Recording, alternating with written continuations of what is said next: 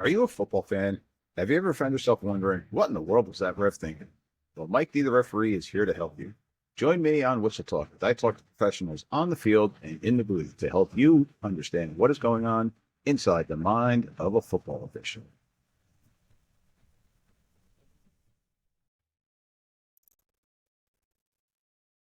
All right, ladies and gentlemen, welcome back to our next episode here of Whistle Talk. Tonight I got a special guest for live show number 2. I got a special guest with me, Mr. Dean Blandino. Mr. Dean Blandino is coming to us from Southern California right now. So he's can see the sunshine in the background here while I'm in New Jersey, a little bit in the dark. I got all my extra lights on. But Dean, thank you once again for taking the time to join me tonight. Yeah, thanks for having me. Excited to be on the live show and yeah, talk a little football and officiating. Awesome. Great stuff. So, Dean, if you don't mind, why don't you let our audience know a little bit about your background for those that don't know you? Yeah, for me, I started at the NFL. It was interesting. I have a different pathway. I didn't officiate. I didn't growing up. I played sports. I loved, football, baseball, basketball, hockey, whatever it was, and knew that I had a passion for it and wanted to continue that. When I went to school, I went to Hofstra University in Long Island. That's where I grew up, and took a communications degree path and doing TV production and broadcast journalism, behind the scenes stuff as well. But I always knew that sports was where I wanted to be. And when I was graduating, I sent my resume just to the four major sports organizations. All have offices in New York City. I'm Yep. local. Sent my resume. The NFL called and had a couple of internship opportunities. Went in and interviewed in a couple of different departments, and one was officiating. And I was lucky enough and blessed to get the opportunity to do that internship in officiating, and learned it from there, and was putting together videos, training tapes. We have officiating supervisors that were former officials that were training the on-field officials, and they would put together an offensive holding tape or a defensive pass interference tape, and they'd give me the plays, the playlist, and I would basically cut the tapes. And as I'm cutting the tape, I'm watching the film and I'm learning and asking questions.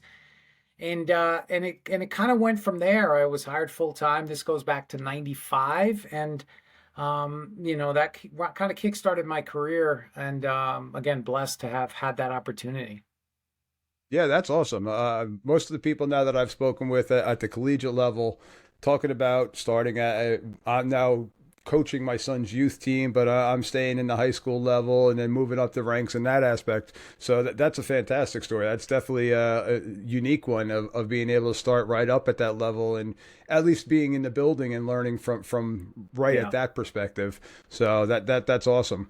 Um, so you're a person who wears many hats. So you're time in the NFL. Now you're with the UFL, you're Fox Sports. Why don't you let our listeners know a little bit about the multiple hats that you're wearing these days?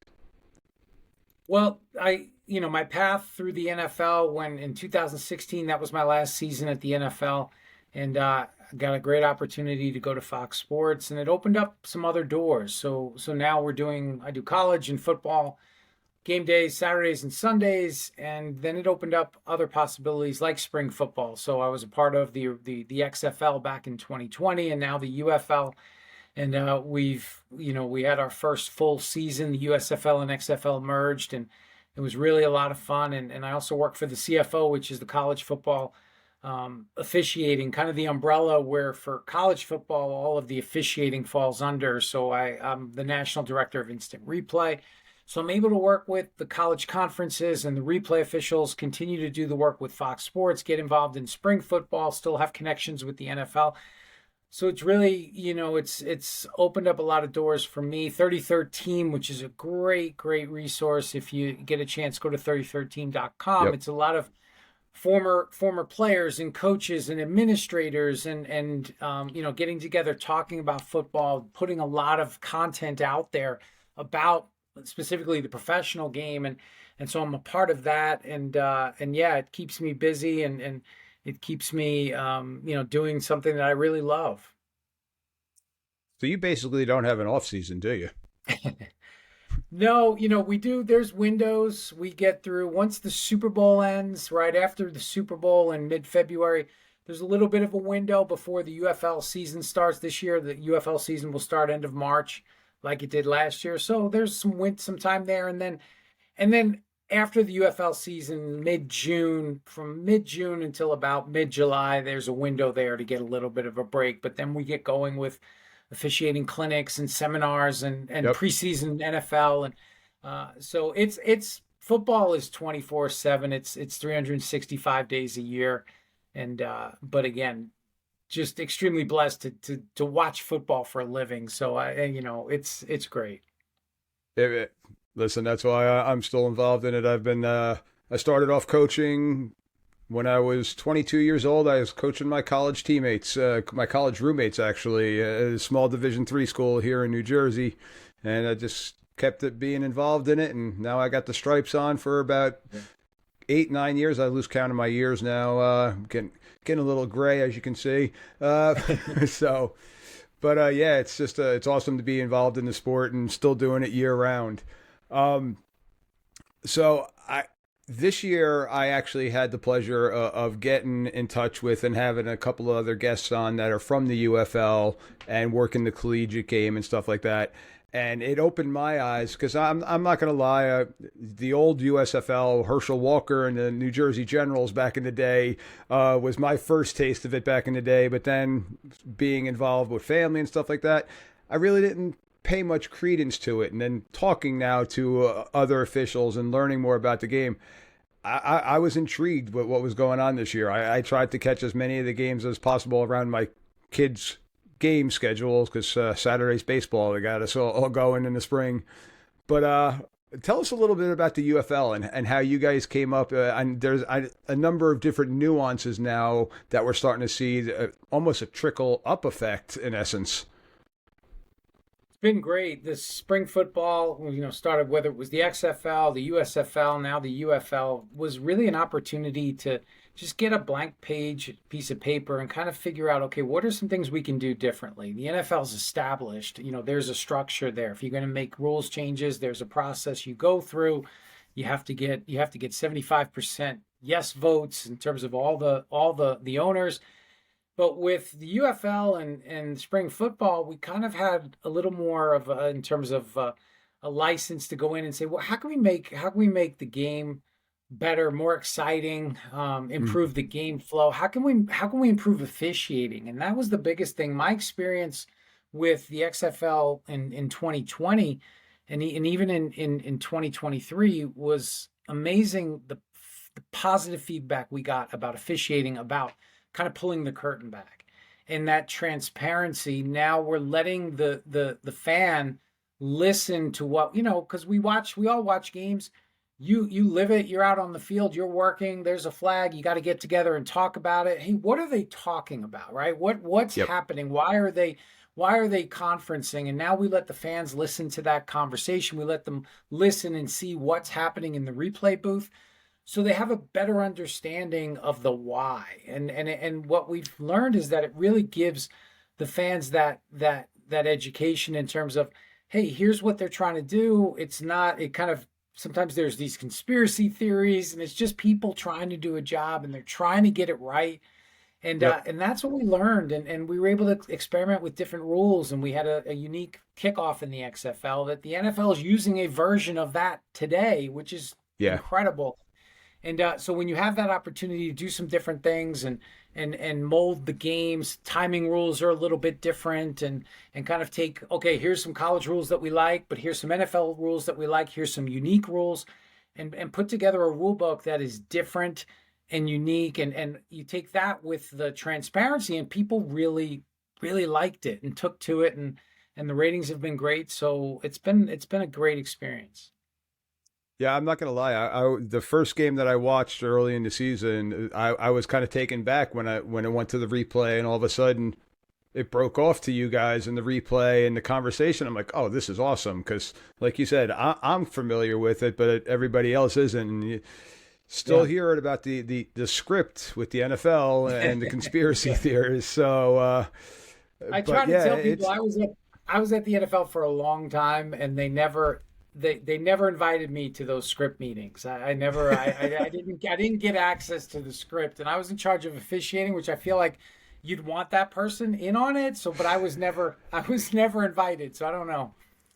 Yeah, so we can kind of debunk that myth right there, but it's definitely one that's still out there, and I mean your ardent fans are still gonna go that way, especially when their team's not getting the W. So right now it's the Chiefs script and the Eagles script, so we'll see what's going on with that. And Mr. Brady retired now, so it's not the Brady script anymore. Yeah, exactly. But I mean the different rules.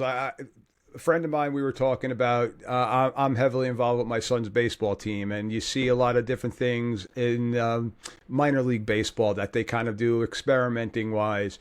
It's kind of the same thing that you guys are doing with the UFL, but it's not a minor league. It's a professional league, and it's a professional players, and it's still got the size and the speed and all the other attributes that you've got in an NFL game going on there, with now the different tweaks. And I think that's something that is definitely great for the game. So the kickoff being one of them. Anything upcoming with the UFL that we could possibly look forward to in that aspect?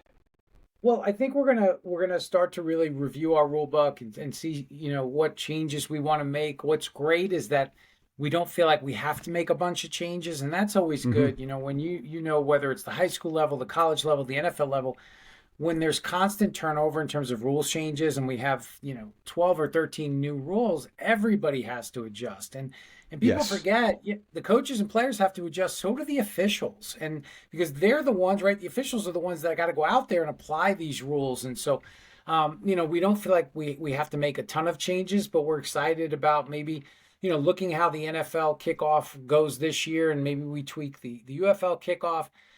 Adding, we had the coaches challenge where a coach could challenge anything once during the game. We're talking about if the coach wins that challenge, they could get a second one.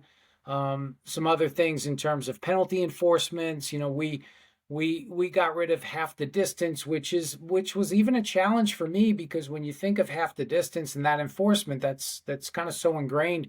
So we did some different things in that area. So I think we're going to do a comprehensive review, and we're excited. And like you said, I think baseball's done a great job with a lot of the rules changes recently. And you think of pace of play and other things that they're testing in the minor leagues, and so the UFL, it's not a minor league. We have a great partnership with the NFL. This is professional football. Obviously, we want all of our people, our players, our coaches, our officials, everybody, the video directors, to get an opportunity to get to that next level. But this is professional football, and people really have, like I said earlier, have to really taken to it. That's awesome. So one rules question that I do want to ask you about with the UFL, and I don't recall actually seeing it done with the games that I was able to view. What's the onside kick rule with the UFL? Yeah, so the onside kick, it's basically what as a traditional onside kick. So you would kick off, right? The restraining lines would be 10 yards apart. The ball has to travel 10 yards or be touched first by the receiving team. So the UFL kickoff last year was unique in that the ball was kicked off from the 20, meaning when the kicker's kicking from the 20, more footballs or less footballs are going to reach the end zone. So we're going to get more returns. It was treated like a punt once the ball crossed the 50-yard line. It was treated like a punt, whereas the kicking team couldn't recover and get possession unless the receiving team touched it first. And it's more of a traditional onside kick where today, like with the NFL, the regular kickoff is different. They'd have to declare an onside kick, and go to the 35 to the 45. With the UFL, they didn't have to declare because we were kicking off with the 10-yard restraining line already. Okay. And the reason that I was asking, because I recently did an all-star game here in New Jersey, and the onside kick rule was actually a 4th down and 12. Mm-hmm. And they did it that way. So 4th and 12, and for the other listeners that don't understand it, so they declared that they were going for an onside kick. We marked the ball at the still had it at the 40-yard line, but they then had to get to the, in essence, I guess ours 48-yard line. They would have to gain 12 yards to get to maintain possession of the ball. And if they didn't, then the receiving team would get to possession of the ball. So it was a regular scrimmage down in that essence instead of. And I think what they were doing with that, and we've done pop-up kicks and different things like that to try to take it out for the safety of the high school level kids, just trying to make it a little bit safer instead of having that rugby type of scrum that you were getting on some of the onside kicks. Sure. It made it more of a offensive and defensive play. So that's why I was wondering where they had gotten it from. And we have that. And I was talking strictly about the onside kick itself, but we have an onside kick alternative that a team could elect to go for, and it's a 4th and 12 as well. So you'd get the ball from the 28, you go to your own 40. So you could go onside kick, or you could declare for the onside kick alternative, and that would be a fourth quarter play, score tied, or if you're behind, that ultimately, I think we were 100% of the time teams would go for that alternative versus the traditional onside kick.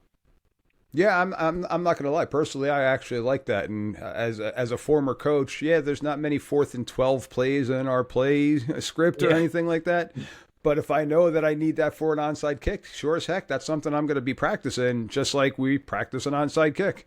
So that's definitely something I thought was.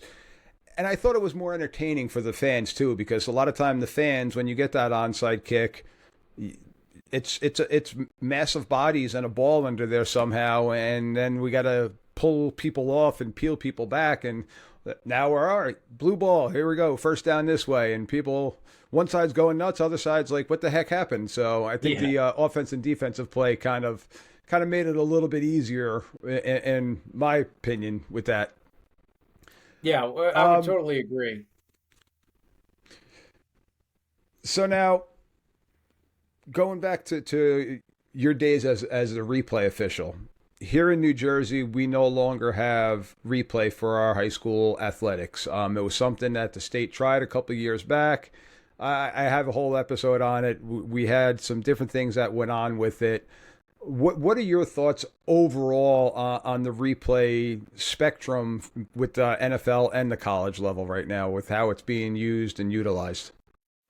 Well, I think replay, and I think the last probably 2 years is at somewhat of a crossroads. I think replay has been overwhelmingly positive for the game. The game happens so fast, especially at the NFL level, Division I, FBS level, and you want to have an opportunity to get big, significant plays right. And there are plays that just, through no fault of anyone, it's hard. The official didn't have the best look, or the play was just that close. And to have that opportunity with the video to correct a potential game-changing issue is good. But I think we do have to kind of get to a good place where we have to let the officials officiate the game on the field, and then use replay as a tool to help when there's objective information that is going to provide value. I don't think replay will ever replace the on-field official. I think on-field officials do so much, as you know better than me. I mean, you're managing the game, you're keeping the game under control, you're responsible for the game flow, all of those things. And replay really has to be there as that safety net on. And I was around in 1999 when we brought the replay back into the NFL, and it was really, the premise was simple. It was to correct an obvious mistake in a significant situation, right? And we've kind of drifted further away from that, and we're involved in more things right now in replay, but it was really for the big plays, the scoring plays, the turnovers, the explosive plays, those types of things. So I think replay is good for the game. I know, it's trickled down like to the high school level, and I think, but there's different resources, right? Not every high school association, not every group has the same resources, even on the if the Big Ten Conference has more resources than the Big Sky Conference. That's just the reality of it. And but I think we just have to continue. I think it's a good thing and positive for the game, but we got to find the right balance. So I'm finding now watching the games on Saturdays and Sundays, hearing the announcers talk about, well, that was a replay assist Yeah. call, or am I? Is that the correct term? Am I using that Yeah, term yeah, right? that's an NFL term. Yeah. Yeah. And so, can you explain what that's all about with the replay assist? Sure. So replay assist is different. There's coaches challenges, there's replay reviews. Those are actual formal reviews where the referee will come over, put the headset on, will communicate with the replay booth, communicate with for the NFL the replay center, the game day central at the league office in New York. But then there's also video assist, which is a couple years old, where in real time, if the replay official can provide objective information, can help the officials make that call. So if there's a tight catch, no catch at the sideline, and the line judge and the field judge come together and they're talking about it, and the replay official's looking at the video and sees that the pass is incomplete, they can then communicate that to say, hey, ball's on the ground, it's incomplete, and then Okay. everybody can move on. And so those are things that are happening in real time when it's clear cut and there's objective information. The foot's out of bounds, the ball's on the ground, the knee was down, those types of things where replay can assist, um, regardless of whether a coach challenges or those types of things. Now, is there any scenario where a penalty can be called or overturned in the assist aspect? So certain aspects of a penalty, if there's a rough in the passer called for a hit to the head neck area, if replay sees that there was no contact to the head neck area, the contact was to the chest or the shoulder.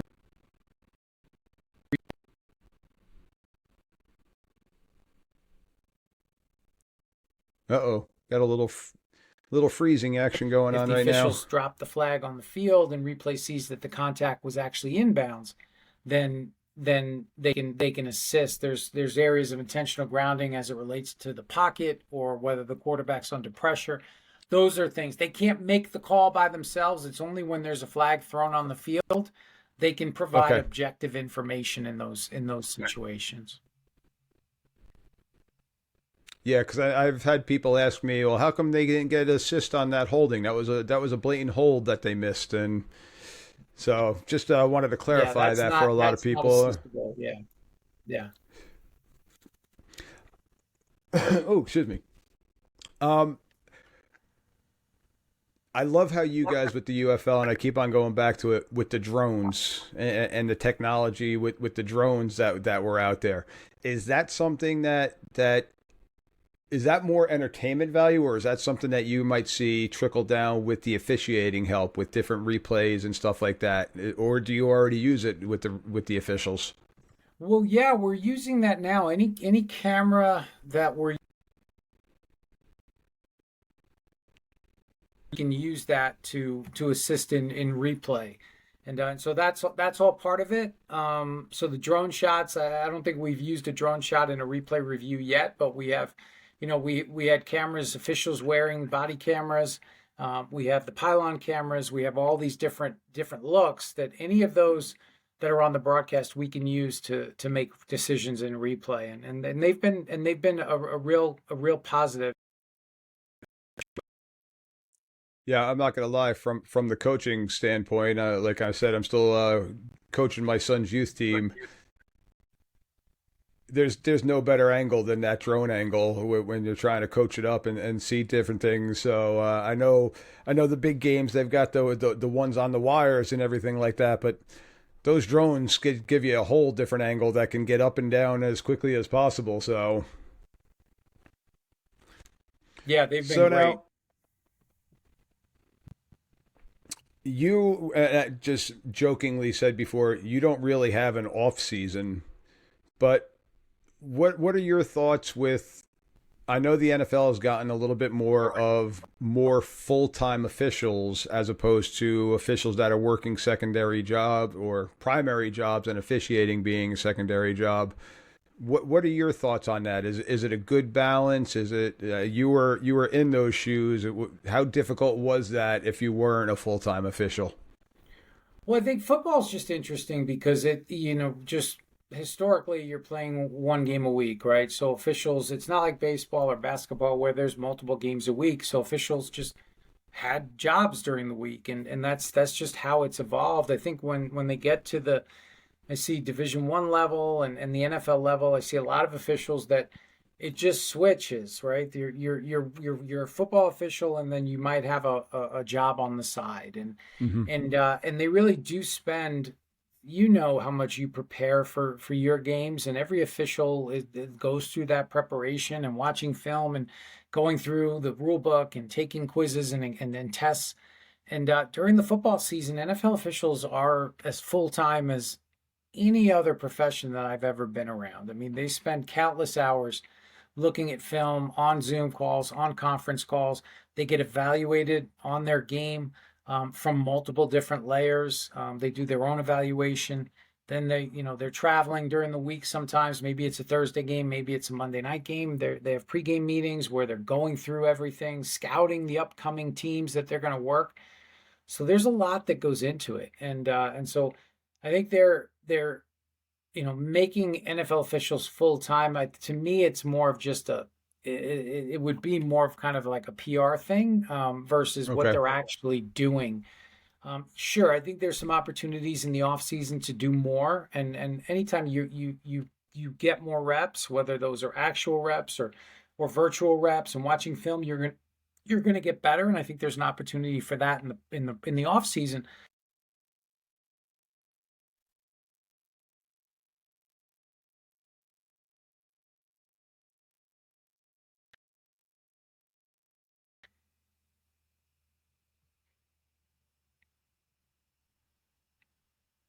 Yeah, they're definitely working full time.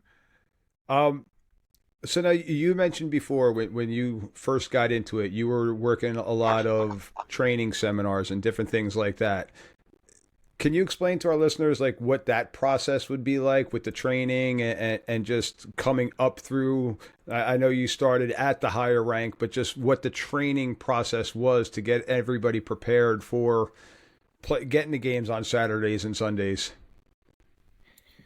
Sure. So, yeah, I mean the normal pathway is, starting at the youth level, high school, and then working your way up to college. And there's so many officiating camps throughout the year, especially in the off season, where officials can come, high school officials, lower level college officials can come and work scrimmages and work practices and have the officiating coordinators from the different conferences come and NFL scouts and things like that. It's just like with players. I mean, you're when I was at the NFL, we have a scouting program, and we're trying to identify officials with talent and give them an opportunity to kind of work up the ranks. That's something we do on the replay side, and we have biweekly Zooms, bi-monthly Zooms, where anybody that's interested in football and instant replay can join those Zoom calls and learn about instant replay. And a lot of those people came from other backgrounds, not just officiating backgrounds. Maybe they were former players or coaches or in the media, or not outside of football altogether. And they've had an opportunity to learn, and a lot of those folks are now working in the college conferences on the replay side. So there's a lot of different pathways today than maybe there was 30, 40 years ago, and technology's been a real driver. That's great. So all the young officials that are out there that are listening, there's still opportunities for you. Me So, being the old identifying head people here, and 50 creating. years old, it's kind of passed me by a little bit, but it's all good. Um, so now you make it. You're in the Big Ten conference, for example. You're working the Michigans and the Penn States and stuff like that. What type of training are they still doing? You're talking about the film review and the quizzes and different things like that. How, like a general week for them? How many times are they meeting with their crew? How many times are they doing quizzes and different things like that, just to try to stay sharp? Sure. I mean, right after the game, each official is getting they can access the TV copy of the game, and then the coach's copy is available shortly thereafter, which is your sideline and end zone. And they're evaluating their own game immediately. The crew will put together an evaluation. Typically, they'll have a call probably Tuesday night to go through their game and go through anything that they wanted to discuss. while that's happening, the officiating supervisors, they're evaluating the film and looking at things and kind of grading the calls and looking for no calls and positioning and mechanics and things like that. Then there's typically position Zoom calls each week. So referees, umpires, downfield, line of scrimmage will all have their position Zoom calls, replay. And then the training tapes will come out later in the week. Officiating training tapes.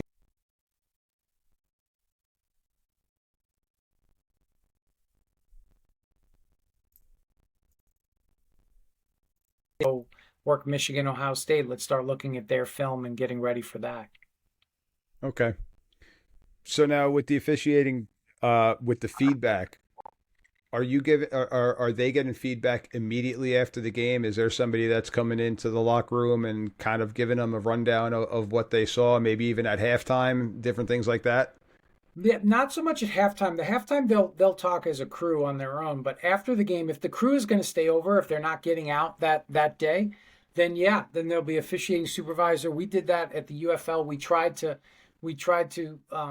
schedule the officials to where they'd stay over after their game. Okay. Game and go through the game while it was fresh, and that was really, so a lot of times that'll happen on the college level. If the officials aren't traveling home right after the game, they can do that in person. If not, then that'll happen during.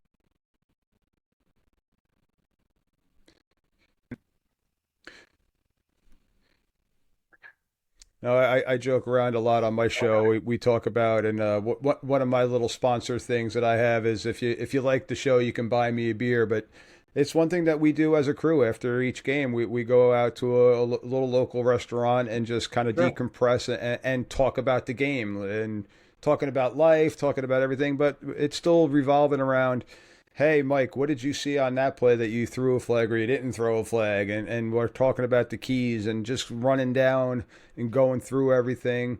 Sometimes play by play. Sometimes the great games when you don't have to take those flags out and we can sit back and kind of enjoy that moment and talk about how it was well played and well managed. Or other times, man, we threw 15 flags and 12 accepted penalties that game, and what can we do to improve what we're seeing, and did we make sure that we got everything? So that's something that we're doing immediately after the game. So, and at halftime, that's part of our halftime conversation too. We're not just sitting there. I know some people think we're just sitting there scrolling on our phones and maybe going on some other Instagram stuff, but we're doing the same thing. We're discussing the game, how we can improve from quarter to quarter, from half to half, even during a timeout. We're getting together and huddling and talking about that. I think that's such an important piece of what the kind of the misconception about officials and how they're constantly working and that when the game's over, the officials know if they worked a good game or not immediately, and you'll know the calls you missed or the ones you want to go look at, or if the game went really well. Nobody has to tell you that, the crew is always going to be their harshest, in terms of evaluator and critic.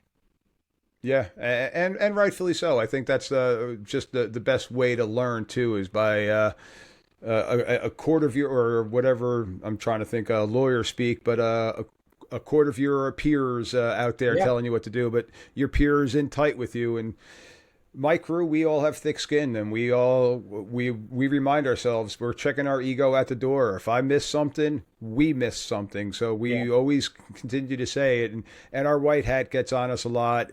If you guys screw up, it makes me look bad, and I don't want to look bad, so you don't screw up. And if I screw up, it's still your fault that I screwed up.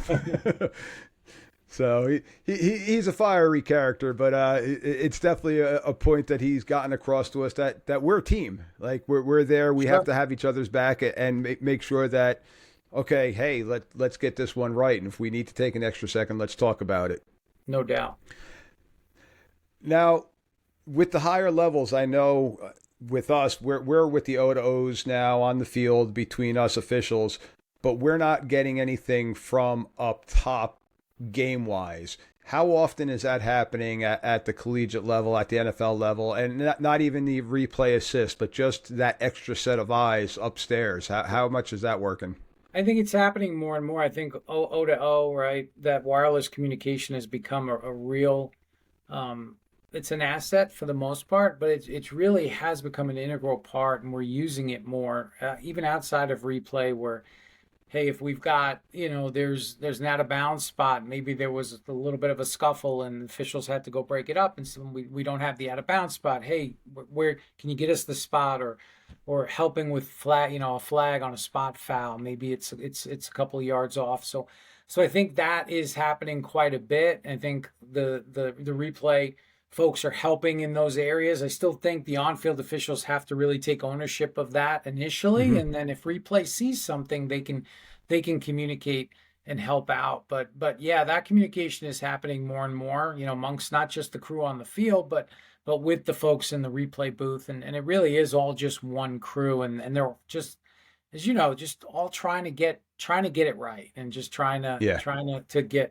you want to try to get every play right. It's impossible. No, right? No one's perfect. I mean, I had two NFL coaches tell me the same thing in two separate conversations. There's three groups that affect games: coaches, players, and officials.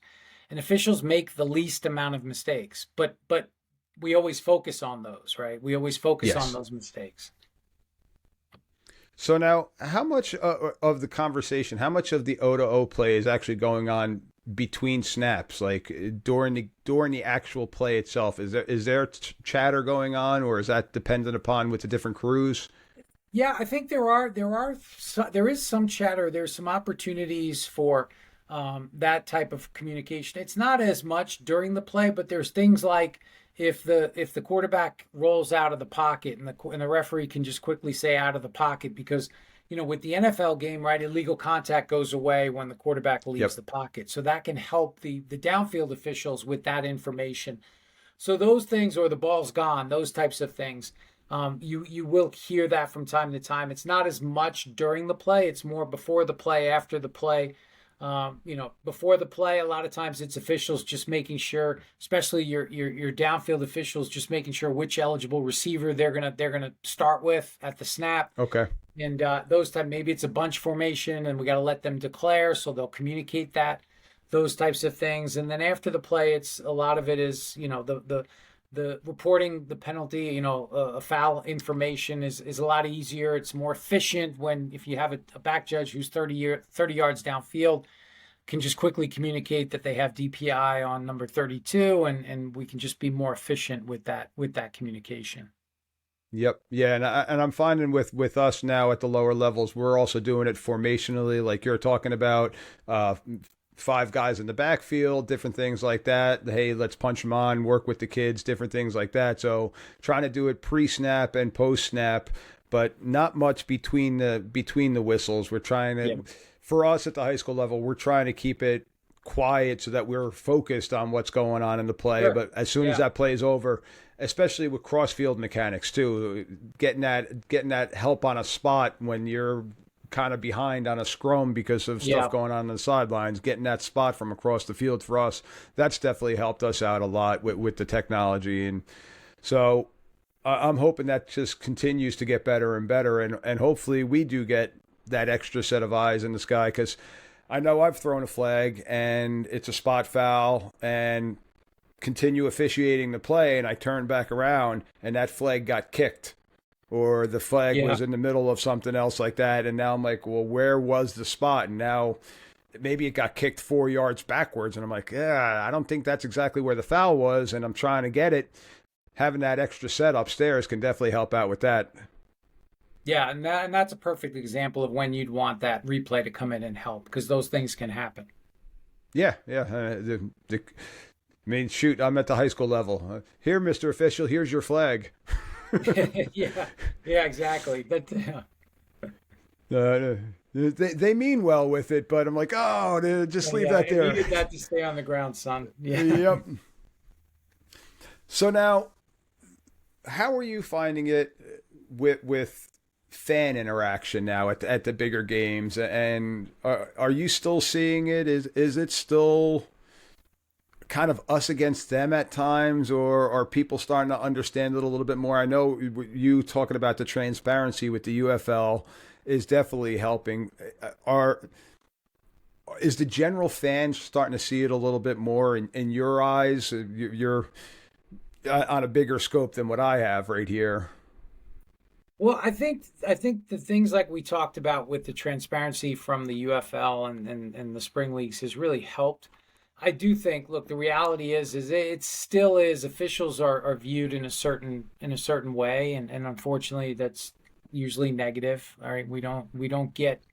And I think people that get into officiating, if you're looking for a lot of pats on the back from the fans, that's just not it's not going to happen, right? No. But I think I think it's probably, I don't think it's any better or worse right now, but I do think we're at a point when you think about, just having shortages of officials to work at the lower level, at high school and things like that, and not being able to play as many games on Friday night because we just don't have as many officials. And so now you got to play Wednesday night, Thursday night, because you have the same officials working those games. So I think we are at a point where we just have to all together, and it starts, and we really focus with our announcers, just being mindful of how they're communicating about officiating on the broadcast, because that doesn't mean you can't disagree with a call. I disagree with calls during games. That's perfectly acceptable, but it's how you communicate that. If you're taking an aggressive or a demeaning tone, or flat out just bad mouthing the officials, then that trickles down, and then you get at the youth level, and you get the parents and the coaches and treating the officials poorly.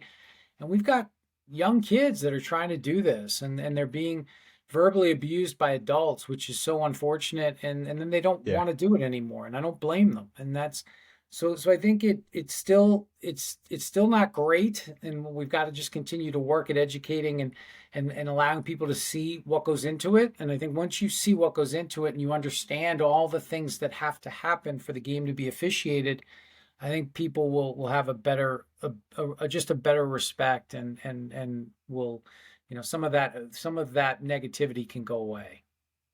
I'm not gonna lie, that's kind of my broad scope of why I'm doing this podcast and this show. I'm just trying to bring it out to people, be it coaches, fans, other officials. I'm just trying to bring the awareness out there of what we do and the why of what we do. I mean, I love football. I've been involved in the game. Like I said, I'm 50 years old now.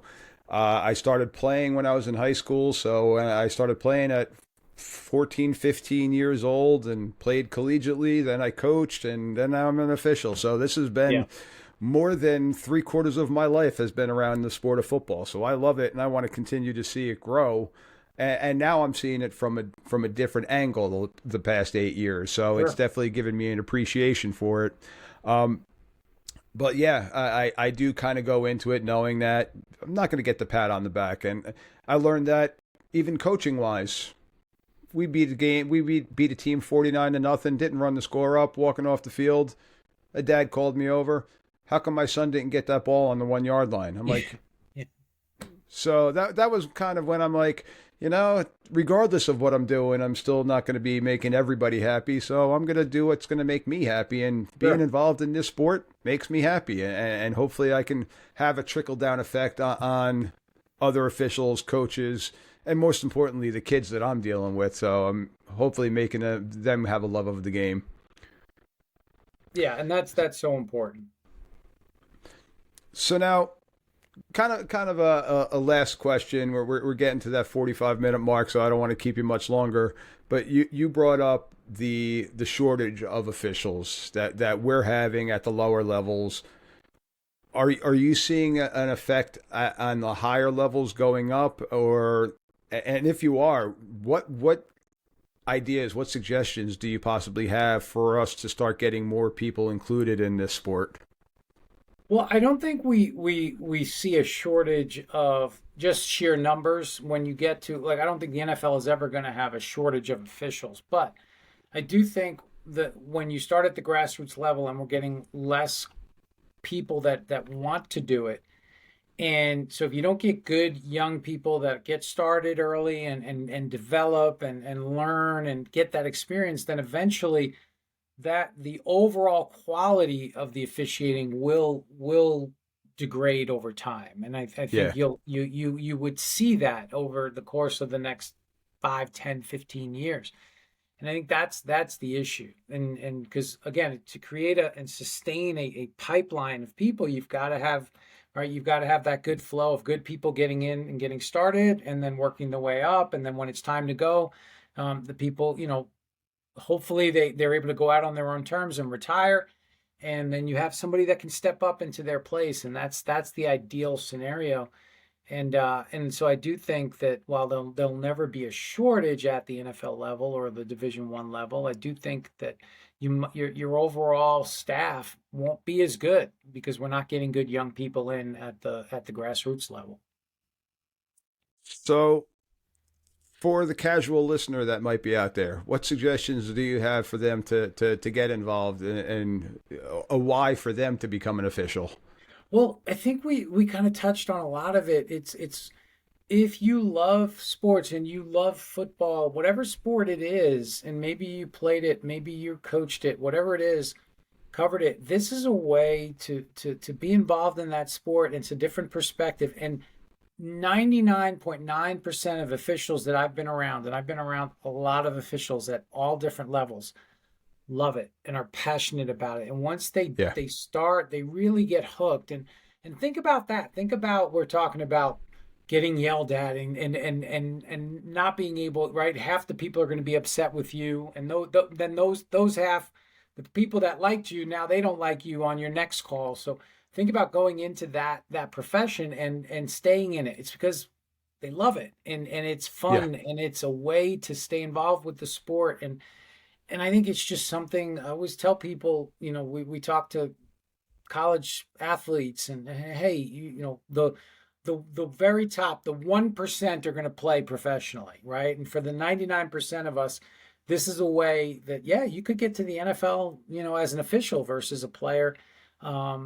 Even, this is an opportunity for, to make some money. I mean, if you're a young kid and whether you're in high school or college and you want and you need, you got to get a job, you're going to be out there on the field, you're going to be running around, you're going to be, rather than working in some other industry while you're going through school.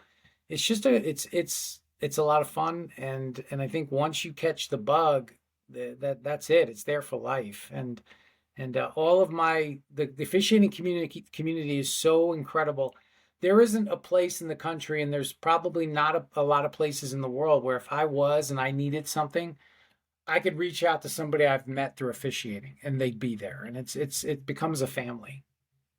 It truly does. I wholeheartedly agree with that. And I'm learning that now more and more that I'm doing this show and meeting different people from not only all over the state of New Jersey, but all over the country. And I've now got people all over the world that have been contacting me through my podcast here. And Yeah. it's just, it's a great fraternity of people of all walks of life, of race, gender, no matter what it is. We got the stripes on. We're on the same team. We're all doing the same thing for the most part. So, Yeah, it's an great stuff, incredible Dean. community. It truly is.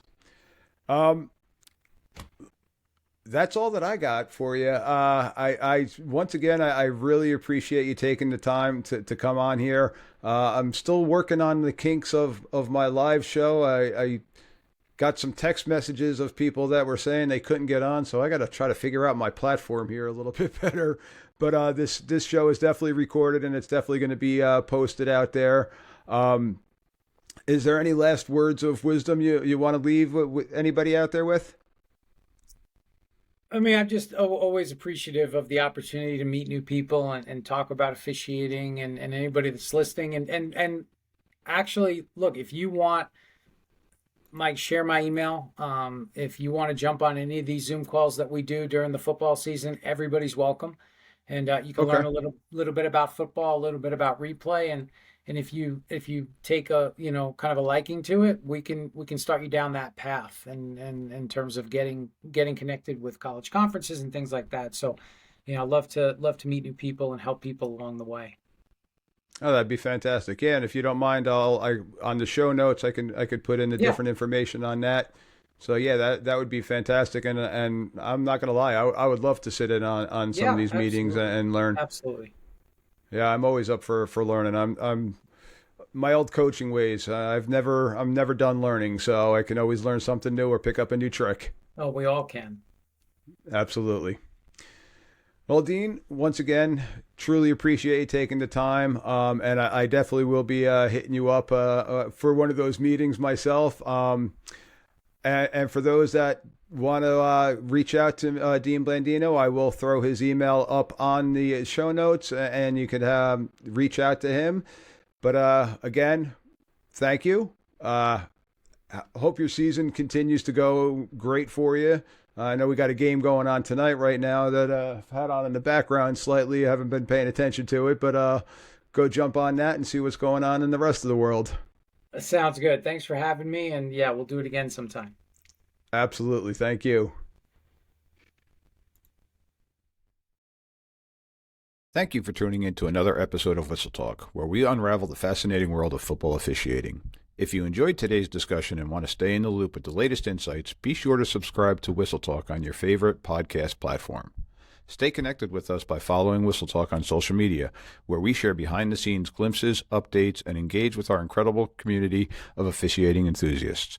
Find us on Twitter, Instagram, and TikTok. Just search for the words Whistle Talk. Your support means the world to the show, and we'd love to hear your thoughts, questions, or suggestions for future episodes. Drop us a line through our website or message me on social media. I'm always eager to connect with the fellow fans and continue the conversation. Until next time, keep blowing the whistle on the untold stories and nuances of football officiating. Thanks for being part of the Whistle Talk family. This is Mike D, the referee, saying so long for now.